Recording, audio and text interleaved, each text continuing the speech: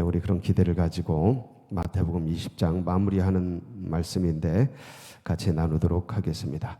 우리가 삶을 살아가면서 특별히 신앙의 길을 걸어가면서 언제나 늘 즐겁고 행복하고 해피하게만 주님을 따르는 것이 아닙니다. 어느 때는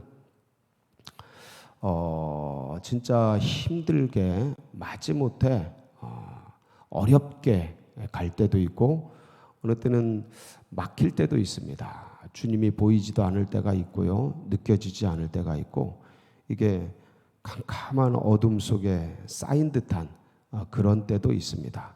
주님을 버리지는 않았지만, 주님을 거부하지는 않지만 내가 사방에 우겨쌈을 당해서 캄캄한 듯한 그런 느낌을 받는 그런 때도 있습니다.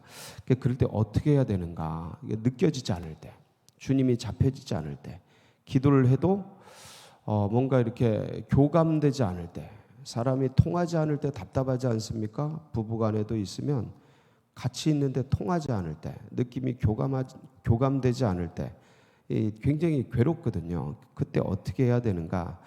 이제 오늘 이게 말씀을 보면 우리가 삶을 살아가면서 부딪히는 여러 가지 문제 속에서 막히는 경우가 참 많이 있습니다. 생각보다 내 마음 때문에, 내 상황 때문에 막힐 때도 있고, 또 주변에 어떤 사람들 때문에 주님께 나아가는 길이 어려울 때도 있습니다. 그때 어떻게 해야 되나? 오늘 말씀이 그것을 같이 공유할 수 있도록 교훈을 주고 있는데, 묵상하면서 이 말씀이 우리 성도님들 심령에 깊이 새겨지는 복된 말씀 되시기를 축복합니다. 예수님께서 마태복음을 우리가 묵상하고 있는데 16장에 가이사랴 빌립보에서 이 말씀 전체가 전환이 됩니다. 이제 마지막 예루살렘을 향한 길을 떠나시는 겁니다. 가이사랴 빌립보가 헬몬산 바로 밑에예요.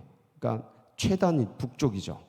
최단 북쪽에서부터 이제 주님께서 예루살렘으로 올라가는 길입니다. 그러니까 이 마지막 행로가 십자가를 지러 가는 때라 굉장히 중요한데, 그렇게 해서 이제 내려오셔서 어디에 도착하냐면 오늘 말씀 보시겠습니다. 29절이죠.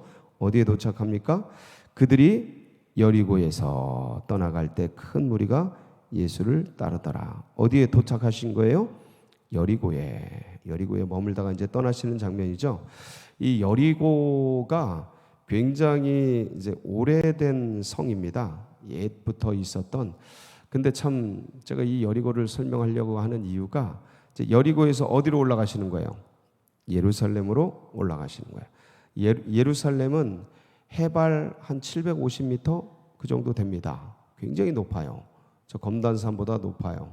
저 예봉산보다 높고 아주 높아요. 그러니까 관악산보다 높고 굉장히 높은 산이에요.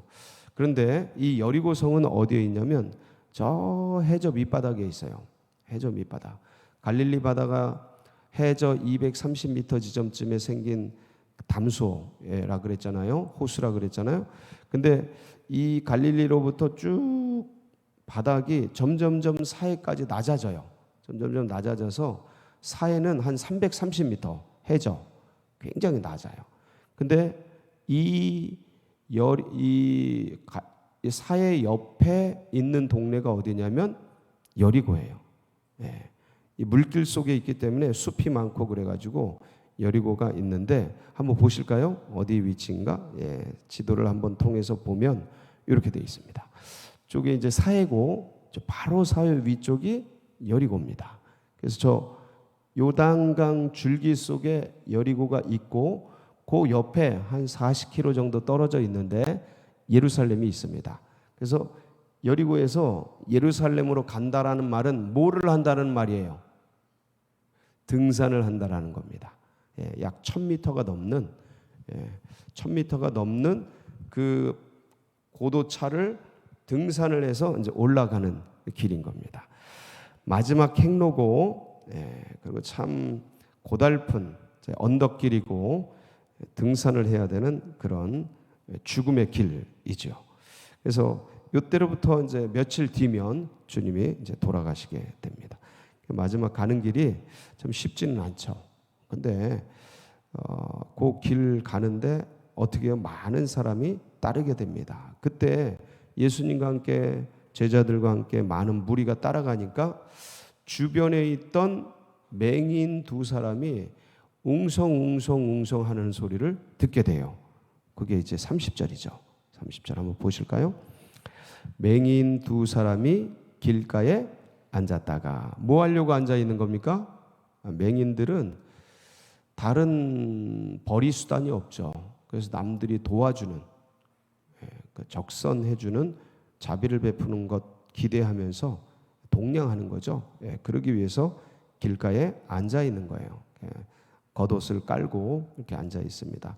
이 겉옷은 이 사람들의 이불이기도 하고 생명의 유지의 수단이기도 합니다. 앉아 있다가 자 보니까 예수께서 뭐 하신다는 지나가신다 함을 어떻게 하고요? 듣고 예수님이 지나가신다 그래서 이렇게 시끄러운 거다 하는 걸 듣습니다. 그러니까 이 맹인들이 이전에 이미 예수님에 대해서 알고 있었던 거죠. 그러니까 예수님 지나가신다 그러니까 막 일어나서 소리 지르고 그러는 거죠.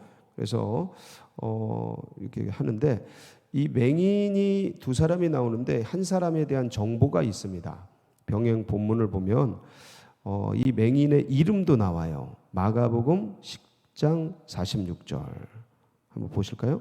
마가복음 10장 46절 거기 보면 이름도 나오는데 그들이 여리고에 이르렀더니 예수께서 제자들과 허다한 무리와 함께 여리고에서 나가실 때 디메오의 아들인 맹인 거지 누구요? 바디메오가 길가에 앉았다가 바디메오예요. 한 사람이.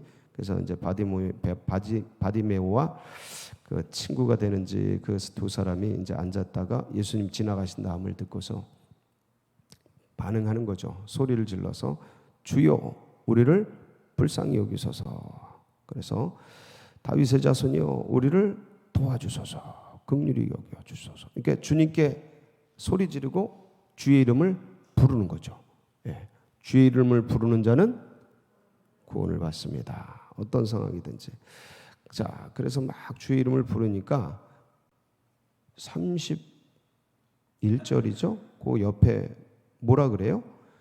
무리가 꾸짖어 잠잠하라. 옆에 있는 사람들이 뭐 하는 거예요? 꾸짖어요.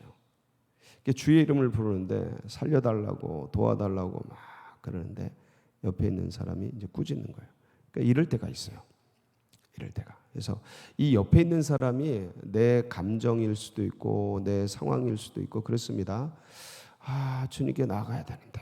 그런데 뒤에서 막 끌어당기는 때가 있습니다. 아마 여기 오늘 아침에 오실 때도 만만치 않았을 겁니다. 누구는 피곤한데 당길 때가 있어요. 있어요, 없어요? 다 똑같아요. 뭐 조금 더 훈련된 것뿐이지 똑같아요. 의무가 더 큰 것뿐이지 다 똑같아요. 인생은 그 기쁨으로 나갈 때가 있는가 하면 어느 때는 피곤해요, 힘들어요. 있어요, 없어요? 나만 그래요? 다 똑같아요. 이렇게 끌어당깁니다. 아유, 몸이 고나다, 좀 쉴까 이런 게 땡겨요. 그리고 기도의 자리에 나가려고 그러는데 바빠. 그래요, 안 그래요? 남일같이 보시네. 다 똑같습니다. 바쁘고 할 일 많은데 오늘은 나중에 이러면서 뒤로 처지고 후순위로 밀리고 그러면서 이제 그게 습관이 되고 자연스럽게 되고 그럴 때가 물론 또 어떤 기간이지만 정신을 차리고 또 다시 회복하고 그러지만 그런 때가 있다라는 거예요. 그때 어떻게 해야 되냐 옆에서 막 땡기고 내 마음이 땡기고 또 어느 때는 말씀 전하고 은혜 나누고 막 이럴 때 옆에 있는 사람들 너무 그러지 마. 너무 그렇게 광신도처럼 그러지 마. 그럴 때 있어요, 없어요? 여기 있는 분들 정도면 그런 소리 많이 들었을 겁니다. 새벽자리를 깨울 수 있는 그런 분들이면 꽤 많이 그런 소리를 들었어요. 너무 그러지 마. 그 주변에서 그럽니다. 그럴 때 어떻게 해야 돼요? 내 마음에, 상황에, 환경에 내 남편이, 아내가, 옆에 있는 동료가. 여러분 교회 와서도 그럴 때 많습니다. 어느 때는 가슴에 한이 지고 응어리가 지고 막 피를 토하는 그런 때 이렇게 막 부르짖으려고 하면 옆에 눈치 보여요, 안 보여요? 보일 때도 있습니다. 저도 이제 부르짖는 사람이라 보일 때가 있어요. 어떻게 그때 막 감정이 통제가 안 되고 밤새도록 그 싸움을 보고, 그러면 그게 제정신이겠어요? 아버지가 어머니를 밤새도록 하고 밤새도록 고통 속에 있고 밤새도록 그렇게 하면 이게 제정신이 아니에요. 주님 앞에 나오면 제정신이 안 되는 거 막 부르지. 그럴 때 어떻게 해요? 주변 사람들 어려움을 주잖아요. 그러면 참 피해를 주는 것 같고 별 생각 다 납니다. 근데 누가 살아야 돼? 내가 살아야지, 내가. 그런 게 있어요. 그런 때가 있어요. 다 찾아옵니다. 그 사람만 그런 게 아니에요. 다 찾아와요. 그런데 그때 어떻게 하냐? 그때 꺾이면 이제 영적인 파워, 주님께 나아가는 힘이 다 꺾여버려요. 그런 게 꺾여버려요. 굉장히 어려워집니다. 상당히 어려워져요. 어떻게 해야 되냐? 그게 이제 31절에 반응이 나오죠. 무리가 꾸짖어 잠잠하라. 좀 조용히 좀 해. 왜 이렇게 유별나? 아이고 유난하네 그거 참. 그저 대충 해. 네? 아니 근데 그때 더욱 소리질러 이르되 주여 우리를 불쌍히 여기소서 다윗의 자손이요 하는지라. 어떻게 하라고요? 더욱 소리질러. 더 나가는 소리예요. 주님께 더 나가라. 멈추지 말아라. 그러니까 내 피곤이, 바쁨이, 여러 가지 상황이, 남편이, 아내가, 아들, 딸들, 자녀들이, 주변에 누가, 이웃이, 동료가 이렇게 끌어당길 때, 그러니까 주님께 나아갈 때 말하는 거예요. 근데 그 뒤에 땡겨. 야 바쁜데, 야 피곤한데, 엄마, 아유 아빠, 아유 이렇게 막 땡길 때, 그때 거기에 주님께 나가는 게 멈춰지고 끌려가면 굉장히 고달픕니다. 무너지는 거예요. 내가 멈추지 마라. 더욱 뭐 하라고요? 소리 질러라. 무슨 소리를 질러야 돼요? 예수의 이름을 부르세요. 누구의 이름을 부르라고요? 이게 비밀이에요. 그러니까 피곤해. 아무도 안 봐. 아무도 안 봐. 누가 봐요? 저 여러분이 깨나는 걸 제가 봅니까? 못 봅니다. 오직 주님만 봐. 근데 피곤해. 힘들어. 막 쩌릿쩌릿해. 일어나 눈 뜨기도 힘들어. 그때 어떻게 해야 되냐? 주님께 나가야 되는데 안 나가면 어떻게 되냐면 계속 타협해요. 사람이 그렇습니다. 그러면 세월이 가고 시간이 갈수록 주님께 더 나가야 되고 주님을 더 닮아가야 되는데 점점 뒤로 퇴행하는 거예요. 퇴행하는 거예요. 이 비참한 맛이 크리스찬들을 얼마나 괴롭히는지 몰라요. 이 비참한 맛. 주님께 나가지 못하고 내 스스로의 그런 것 때문에 뒤로 퇴행하고 있다라는 쓰디쓴 맛이 신앙인을 굉장히 무력하게 합니다. 무력감에 빠지게 만들어요. 기쁨이 없어져요. 즐거움이 없어져요. 주님 부르는데 아무 감각이 없어집니다. 왜냐하면 내 신앙 양심이 나를 고발해. 자꾸 너 뒤로 뺐잖아. 이러면서 내 양심이 나를 고발해서 그러니까 주님께 못 나가니까 그 기쁨이 없는 거예요. 그러니까 이 어려움을 딛고 주님께 나가야 주님 제가 조금 더 나왔습니다. 제가 이런 어려움에도 불구하고 주님 손 붙잡고 주님 부르짖기 위해 나왔습니다. 요 기쁨이 내 안에 있는데 이게 없어지는 거예요. 인생은 돈으로 건강으로 기뻐지는 게 아닙니다. 그건 다 지나갑니다. 주님과의 관계, 성령의 은혜로 기뻐지는 거예요. 근데 그게 임하는 게 차단이 돼버리는 거예요. 그게 사라지는 거예요. 여러분 우리가 왜 자꾸 어렵게 지냅니까? 왜 기쁨이 사라집니까? 마음에서 주님께 나가는 것들이 자꾸 퇴행되기 때문에 그래요. DTS DTS 하려고 그래. 야, 그런 훈련을 뭐 하러 받아? 이번 주에 개강합니다. 토요일 날. 옆에 있는 분들 혹시 갈등하고 있으면 무조건 하라고 하세요. 진짜 좋은 훈련이에요. 일평생에 이런 훈련이 없습니다. 예, 저는 아무리 강조해도 지나치지 않다고 생각합니다. 인생을 바꿔요. 신앙을 바꿔요. 이렇게 좋은 데인데 갈등하고 있고, 야, 뭐 그런 데다 자꾸 그렇게 더 나가. 이렇게 막고 있어요. 여러분이 권면해 주세요. 추천해 주세요. 기도해 주세요. 나가야 돼요. 나갈 때 신앙이 성장합니다. 퇴행하고 뒤로 빠지면 그 쓰디쓴 맛, 기쁨이 사라져요. 일단 예, 넘어진다니까. 그러니까 이 맹인 거지 바디메오처럼 뭐 해야 돼요? 더욱 소리를 질러야 돼. 피곤해. 아우 바빠. 그때 누구의 이름을 불러요? 예수님, 예수요, 예수 그리스도시요, 저를 도우소서, 저를 불쌍히 여기소서. 마음으로든 입술로 외치면 더 좋습니다. 내 귀가 들으니까 마음으로 해도 돼요. 피곤한데 예수님, 속으로 예수 그리스도시요 부르면 세포가 말을 듣습니다. 아멘이십니까? 이건 확실해요. 주님이 보증하시는 거예요. 누구든지 주의 이름을 부르는 자는 구원을 받으라. 거기로부터, 그 피곤으로부터, 그 바쁘니까 나중에 하자라는 거로부터 구원받습니다.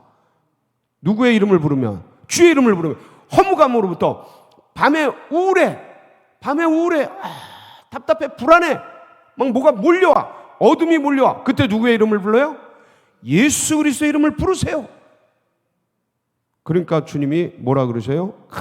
주의 이름을 부르니까 32절, 예수께서 머물러 서서 그들을 불러 이르시되 너희에게 무엇을 하여 주기를 원하느냐. 그들을 부르잖아요. 그들을 불러. 그래서 원하느냐. 뭘 원하느냐. 여러분, 이 중풍병자 기억나시죠? 중풍병자, 이게 네 사람이 이게 중풍병자를 데리고 주님께 나왔는데 인산인해를 이뤄서 들어갈 틈이 없잖아. 그럼 그때 어떻게 했어요? 그때 포기하고 가는 게 아니라니까. 옥상에 올라가서 지붕을 뜯어라. 예수께 달아내리니 고침받지 않습니까? 그러니까 막힌다고 멈춰 있지 말아라.